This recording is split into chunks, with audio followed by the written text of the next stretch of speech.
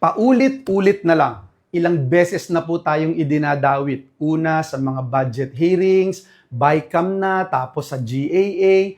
Ngayon naman daw po, nasa unprogrammed funds. Sino po ba ang may kapangyarihan sa unprogrammed funds? DBM? DPWH? Speaker? Senate President? O mismong Presidente? Hindi po tayo ang nagpasok sa unprogrammed funds at madali pong patunayan yan.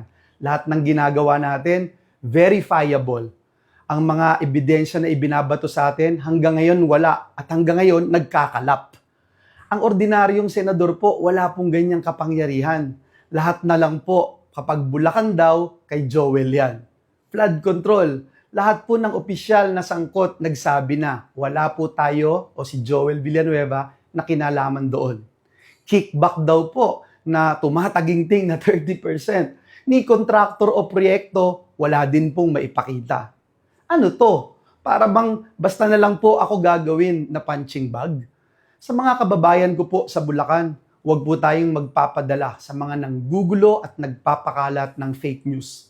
Simula pa lang, ang dami na pong kwento. Mula sa budget insertion di umano, ginamit lang tayo at dinaan dun sa Bulacan, hanggang sa naging BICAM, hanggang insertion sa BICAM, tapos contractors, litrato sa cellphone, tapos paulit-ulit sabi gaa-gaa, at ngayon unprogrammed. 10 beses na po nagbago ang paratang. Pero iisa lang ang katotohanan. Lahat po ito walang laman. Photoshop at narinig daw di umano. Klaro po sa akin, sindikato, may interes sa 2028, may gustong sumikat, at ako raw po ang gustong ialay bilang sacrificial lamb.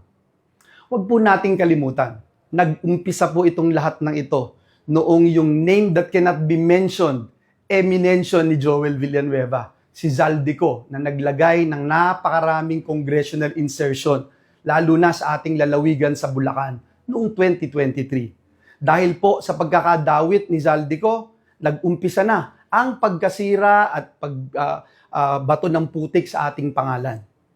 Tama na. Sawa na po tayo sa paratang na walang pruweba na hanggang ngayon hinahanap pa ang ebidensya laban sa atin.